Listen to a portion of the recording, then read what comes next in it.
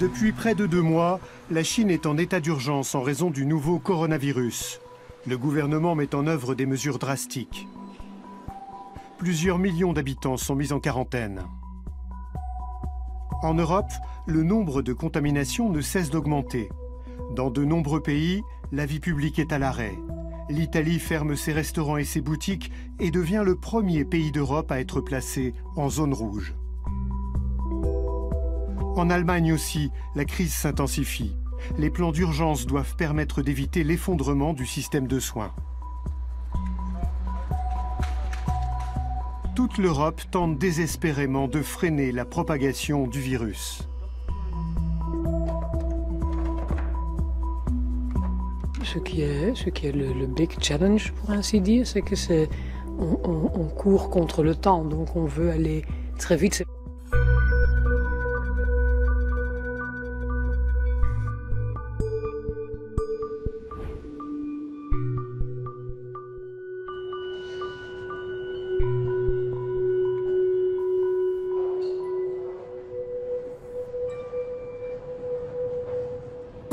Le coronavirus, ou Covid-19, se répand dans toute l'Europe. En Allemagne, le nombre de malades, comme celui des décès, est en constante augmentation. Tübingen, au siège de CureVac, une société biopharmaceutique à la pointe de la recherche pour un vaccin contre le nouveau virus.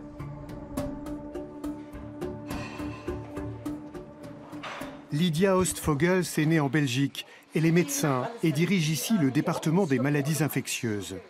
Depuis l'apparition du virus, elle s'est engagée avec son équipe dans une course effrénée contre la montre. Beaucoup de café. Café et thé, oui.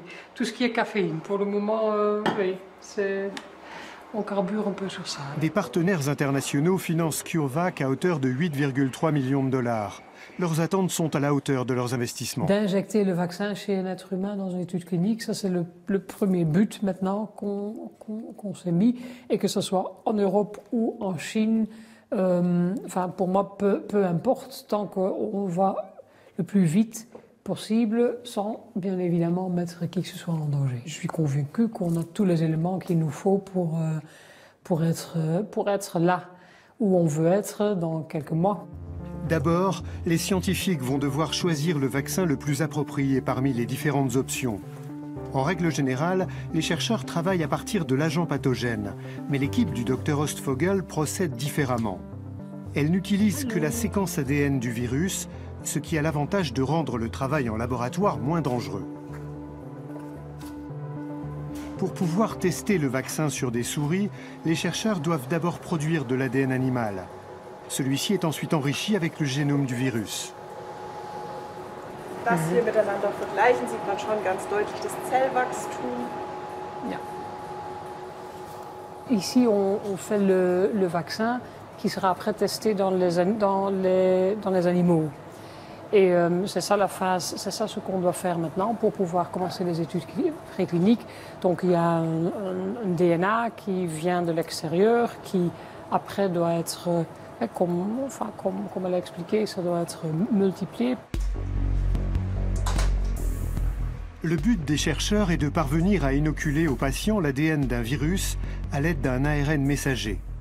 Fort de l'information génétique du virus, le système immunitaire peut alors fabriquer ses propres anticorps et combattre l'intrus.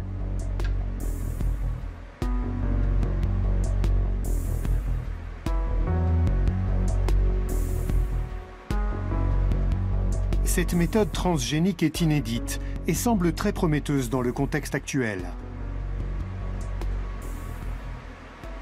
La longue procédure d'agrément cause pourtant beaucoup de tracas aux chercheurs.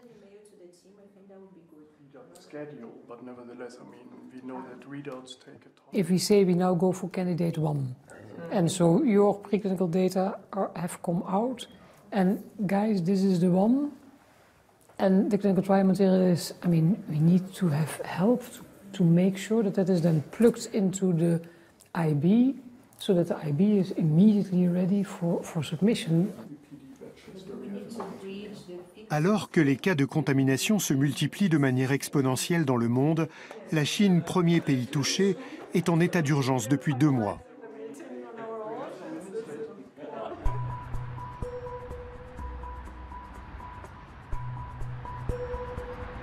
Georg Farion est le correspondant à Pékin du magazine Spiegel. Il a été témoin sur place du début de la crise.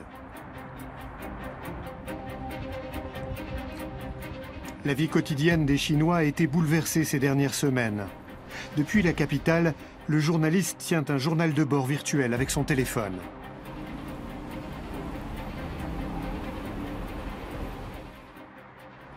Peking befindet sich in so einer Art Zwischenzustand. Die Wanderarbeiter sind aus der Quarantäne entlassen worden. Die mussten 14 Tage in Quarantäne bleiben, nachdem sie zurückgekehrt sind nach den Neujahrsferien. Und Peking erwacht langsam wieder zum Leben.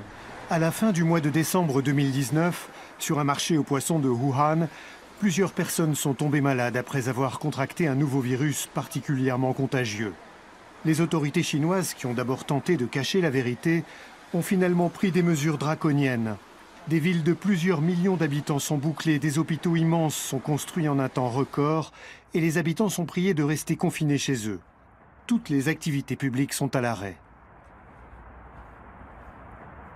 Die Informationspolitik der Regierung hat sich deutlich verändert. Zu Anfang gab es eine Zeit, da war ungewöhnlich viel möglich.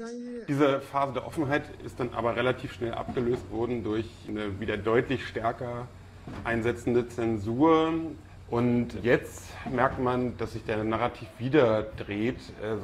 Jetzt gehen ja die Zahlen runter von Neuinfektionen und zum anderen fangen die Infektionen in anderen Teilen der Welt an hochzugehen.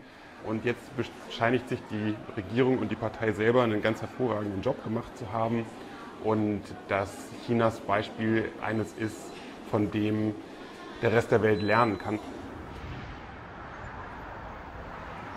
Die Versorgungslage in Peking ist vollkommen unproblematisch. Es gibt wirklich alles in den Supermärkten. Das ist auch nie ein Problem gewesen in der ganzen Zeit, seit die Epidemie hier in China umgeht. Es gab eigentlich immer alles mit der Ausnahme von zwischenzeitlich mal frischen Gemüse. Die Engpässe haben sich aber schnell gelegt. Das Einzige, was wirklich knapp ist und rationiert, sind Atemmasken. Die kann man nur noch auf Bestellung oder in Drugstores, also Drogerien, abholen. Und was man auch so gut wie nie findet, ist Desinfektionsmittel. Da ist nach wie vor knapp, aber für alle anderen Dinge des täglichen Bedarfs ist gesorgt. En Allemagne, les politiques et les autorités sanitaires répètent qu'elles sont prêtes, mais un expert met en garde. Also wir müssen uns fragen, in welcher Geschwindigkeit so 60–70% der deutschen Bevölkerung mit diesem Virus jetzt Erfahrung machen wird. Ob das in ein paar Monaten, sogar in mehreren Wochen passiert, das wäre das Schlimmste, was passieren kann. Oder ob sich das in 2 Jahren abspielt, das kann im Moment niemand sagen. Wenn es sich in 2 Jahren abspielt, dann ist es überhaupt kein Problem. Und wenn es sich in einem Jahr abspielt, dann ist es schon ein Problem. Le test de dépistage rapide du Covid-19 utilisé dans le monde entier a été conçu à l'hôpital de la Charité de Berlin. C'est notamment au virologue Christian Drosten qu'on le doit. Il est sollicité presque quotidiennement pour donner des interviews. C'est aussi lui qui conseille le gouvernement fédéral. Ces pronostics fiables suscitent le plus grand intérêt. Depuis plusieurs semaines déjà, la pandémie ne faisait plus aucun doute pour lui.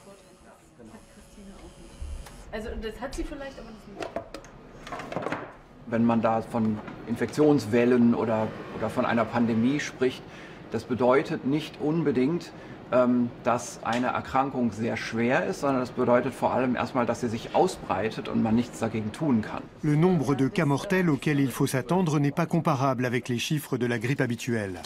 Das Problem bei diesen ganzen Zahlenvergleichen ist, dass man da Äpfel mit Birnen vergleicht.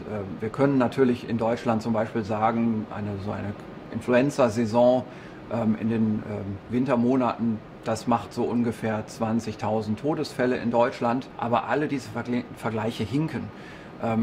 Wir müssen vergleichen mit einer Influenza-Pandemie, also mit einem Virus, einem Grippevirus, das neu ankommt. Zum Beispiel die Pandemien von 1957 oder 68. Lors de la dernière pandémie de grippe entre 1968 et 1970, 1 million de personnes ont perdu la vie à travers le monde, dont 30 000 en Allemagne. C'est en Rhénanie du Nord-Westphalie que l'on dénombre le plus de cas. Le Land prend des mesures de quarantaine et interdit les rassemblements publics.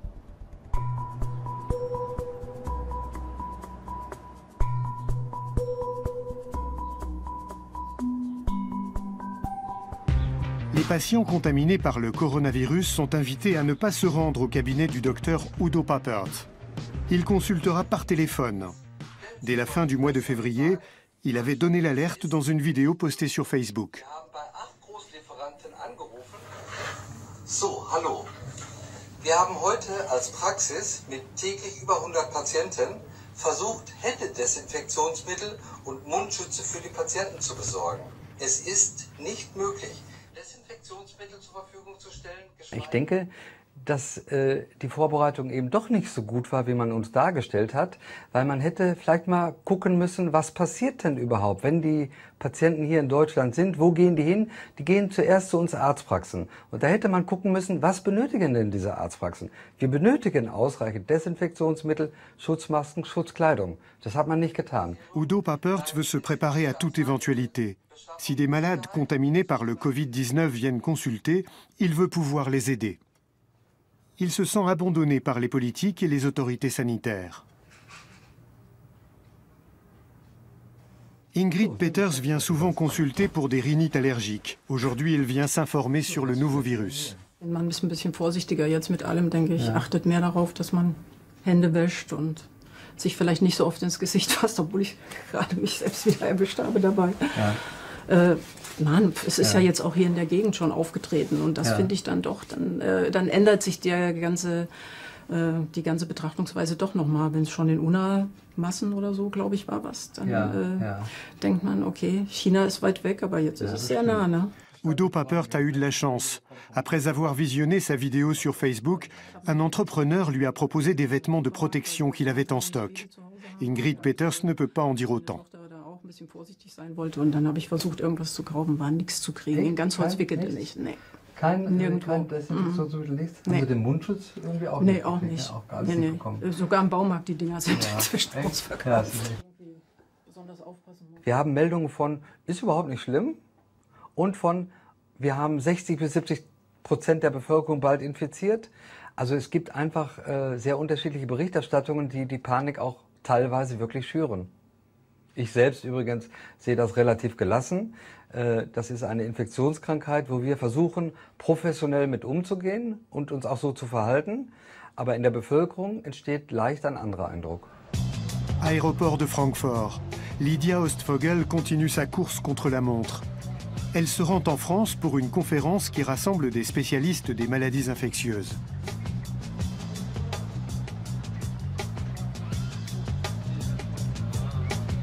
Elle vérifie une nouvelle fois que son vol est bien à l'heure. Les compagnies aériennes subissent une pression énorme depuis le début de l'épidémie. Les annulations de voyages sont fréquentes et peuvent mener à des licenciements. Des milliers de vols sont annulés. Lydia Ostvogel a été témoin de nombreux comportements irrationnels autour d'elle, en particulier quand il s'agit de masques de protection. Quand on panique, je pense qu'on le raisonne plus clairement et rationnellement. Et je pense que dans ce genre de situation, il faut analyser les faits scientifiques et prendre des mesures liées à ça. Il ne faut pas faire du populisme ou il ne faut pas faire des choses genre comme les gens qui mettent des masques. Ce genre de masque, ça a été créé pour éviter qu'une personne malade infecte quelqu'un d'autre. Ce n'est pas spécialement créé pour éviter qu'on est infecté par quelqu'un d'autre. Je ne dis pas que ça n'a aucune utilité, mais à la base, c'était fait pour des chirurgiens, quand eux ils font l'opération, qu'il n'y a pas d'infection sur le patient, pas l'inverse. Quand on lui parle de voyage, elle émet quelques réserves. 1076 nach Lyon zu Gate A50. Moi, je n'aurais pas spécialement envie de faire un voyage en Chine, mais maintenant la question, est-ce qu'on a encore envie de faire un voyage en Italie? Les virus en général ne sont pas racistes du tout. En France aussi, le nombre de cas avérés est en hausse. Origine, sexe, âge, autant de critères qui laissent le virus indifférent. C'est à Paris que se trouve la plus importante communauté chinoise en Europe.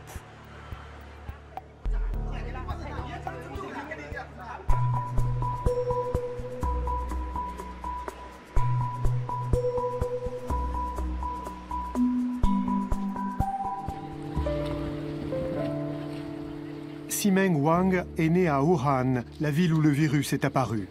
Elle vit à Paris depuis 10 ans où elle est sociologue. Ses parents sont venus de Chine pour lui rendre visite. Ils souhaitent rester anonymes.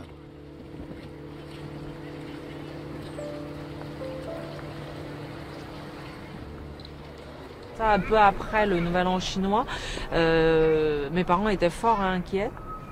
Et donc même pendant un repas, ma mère s'est mise à pleurer parce que je pense qu'avant qu'on se décide collectivement d'annuler leur voyage de retour, ils avaient très très peur d'y retourner. Les parents se trouvent dans une impasse. Ils ne peuvent pas rentrer chez eux pour le moment, mais leur visa est sur le point d'expirer. La situation est tendue.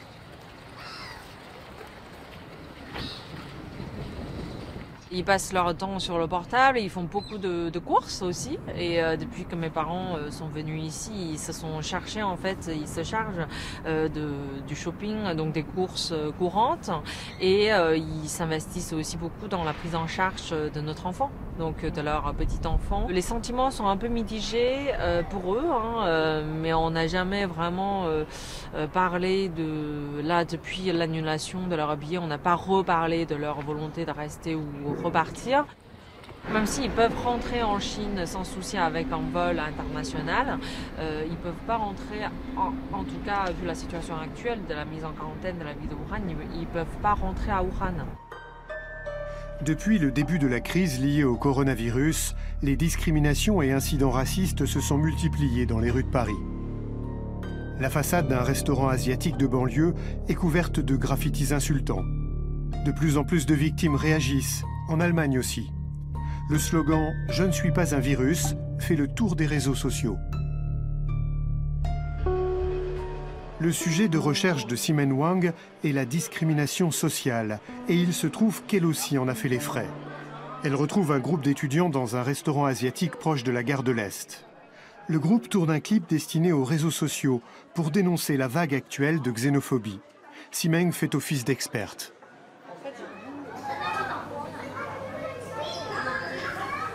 De nombreux Asiatiques vivent à Paris depuis plusieurs générations et ils avaient l'impression d'être bien intégrés.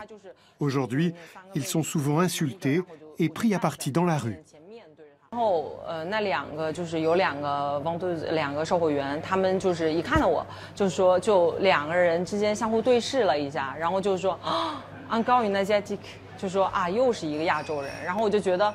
当时就感觉很不舒服啊，虽然说不是针对我，就是说这个就没有对，不是因为跟我的这样一个互动当中产生的这样一个行为，但是我就觉得他们肯定就是说整整一天就很多人来买口罩，然后他可能被问得很烦或者怎么样，但是我就觉得这种行为就是说其实也构成了我们日常生活当中我们华人在这边经历的一种就是在法语里叫做 microaggression， 就是说这种微小的被侵犯的这样一种经历，就是说它会给我们的身心带来不适，我们会觉得啊，好像感觉自己被别人区别对待了，但是。Enfin, tout le monde a peur, tout le monde est un peu triste à cause du coronavirus et certaines voudraient rentrer en Chine pour faire leurs études au lieu de rester en France. D'après Ximeng, il y a toujours eu des cas de discrimination. Mais la crise liée au coronavirus a aggravé la situation.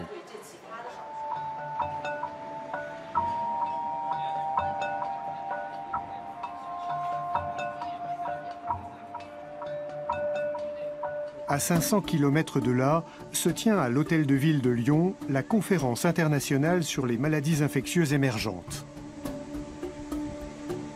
Lydia Ostfogel vient discuter de sa méthode et de ses avancées. Il apparaît rapidement que le facteur temps et la nécessaire coopération avec la Chine ne facilitent pas la tâche des scientifiques.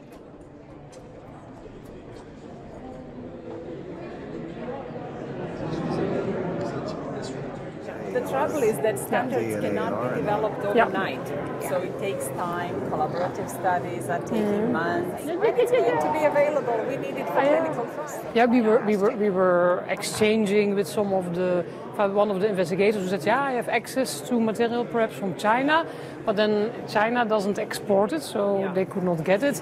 But now we have material from German patients.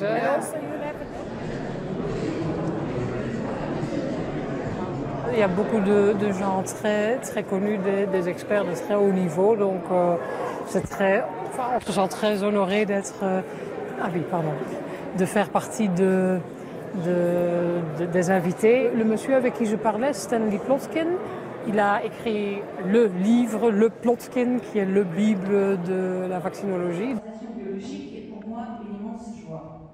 Je veux d'abord vous demander. En effet, nous nous réunissons à un moment dramatique pour les vaccins, à raison de l'épidémie de coronavirus. Numerous vaccines against that agent are on the way and are needed more than ever in the future. Merci beaucoup. The coronavirus is really the third coronavirus that has appeared in human infections.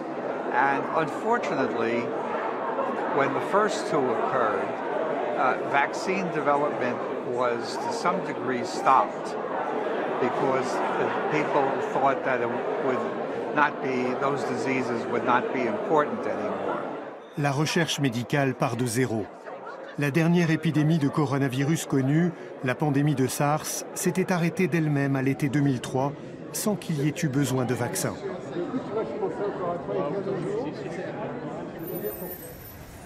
Au même moment à Pékin.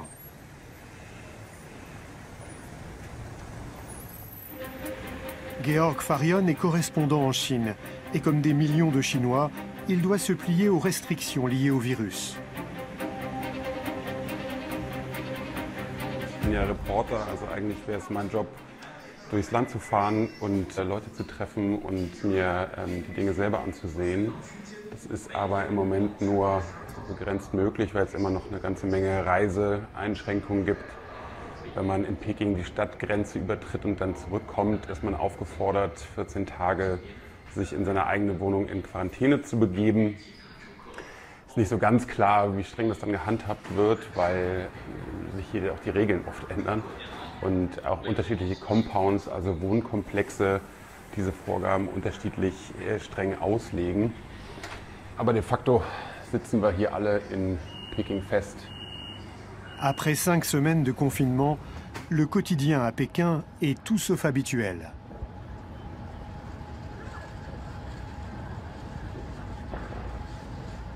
Es ist ein Wochentag, ein Nachmittag. Normalerweise würden hier überall die Shopper unterwegs sein.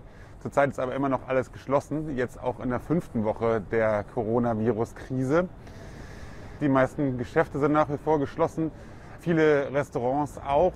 Allerdings sieht man inzwischen schon wieder deutlich mehr Menschen und deutlich mehr Verkehr auf den Straßen, als das noch vor 1 bis 2 Wochen der Fall gewesen ist. Le confinement chez soi reste le moyen privilégié de se protéger du virus.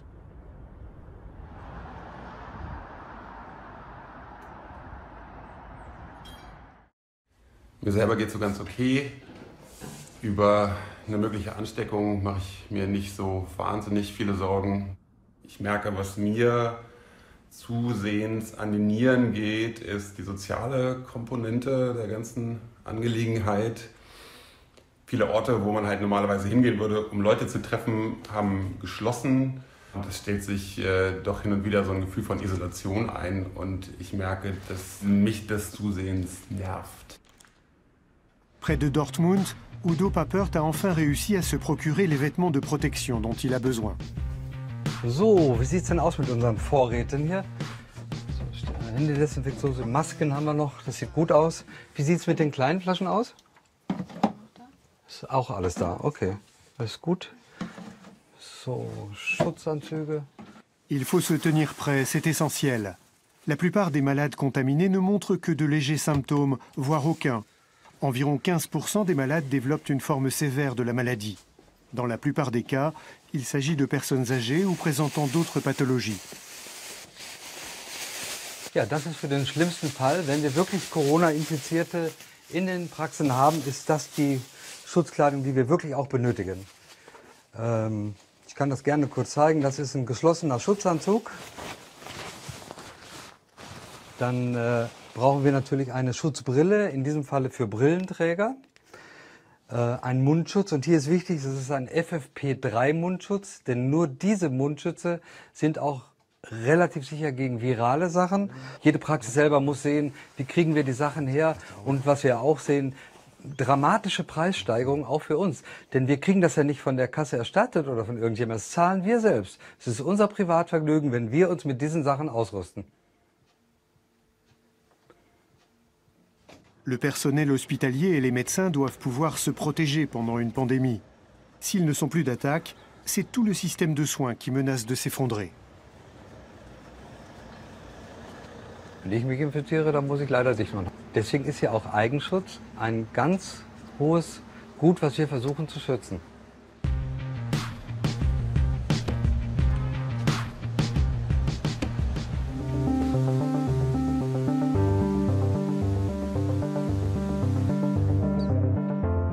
Lydia Oostvogel et ses collègues chercheurs à Lyon sont d'accord sur un point. La mise en circulation d'un vaccin contre le Covid-19 prendra encore quelques mois et l'épidémie n'est pas près de s'arrêter.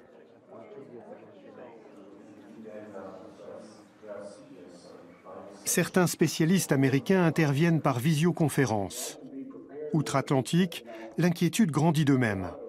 Le développement du vaccin bénéficie du soutien d'un groupe de travail gouvernemental.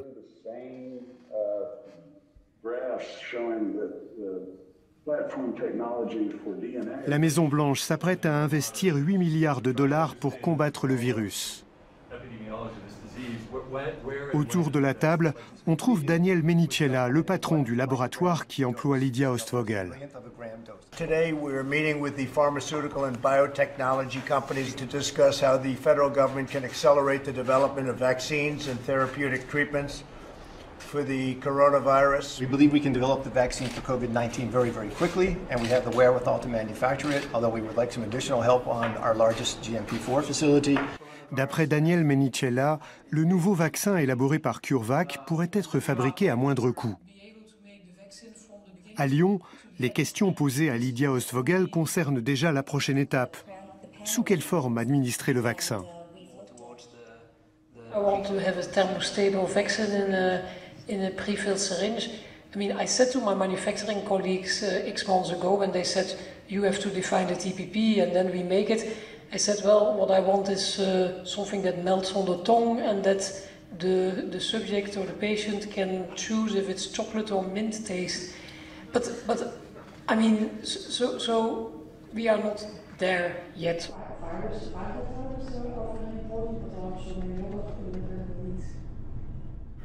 On a envie d'être sûr avant d'aller dans la prochaine étape.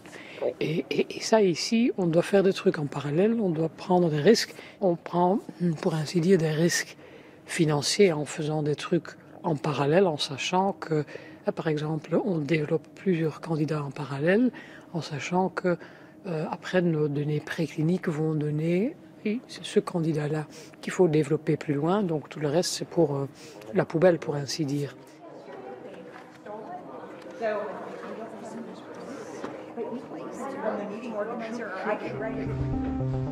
Les bureaux de CureVac à Francfort. Pour Lydia Oostvogel, chaque seconde compte. Si tout se passe comme prévu, les premiers essais cliniques pourraient démarrer au début de l'été.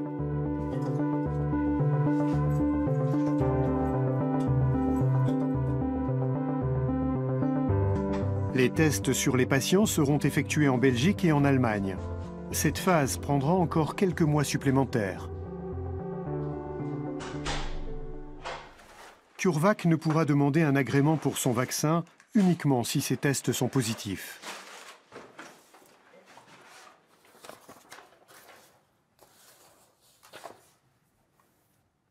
Ici, on met tous les efforts pour aller plus rapidement, mais ça prend du temps et on veut quand même injecter ça dans les êtres humains. Donc il faut quand même respecter certaines règles et les autorités, les comités éthiques n'accepteraient pas qu'on fera autrement.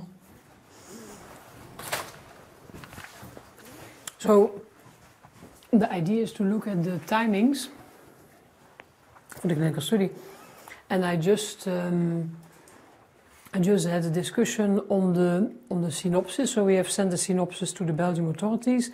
we had the preliminary comments from the PI at the earlier meeting, and so now we're working with the scientific writer and the Stad to make a new version. For me, most important is we need feedback here before we go to Belgium. Pour obtenir un agrément dans l'Union européenne, il faut l'accord du Comité des médicaments à usage humain et celui de la Commission européenne. Cela peut prendre de 5 à 7 mois. En développement normal, ça prend 15 ans, toutes les différentes étapes. Ici, parce qu'on est dans une situation spécifique, on s'attend que les autorités vont nous permettre d'aller plus vite, mais exactement à quel point plus vite, ça c'est très difficile à dire. Les chercheurs ont entre leurs mains la manière la plus radicale de lutter contre la pandémie. Pour que leur futur vaccin soit parfaitement sûr, ils devront procéder à de nouvelles batteries de tests et prendre leur mal en patience.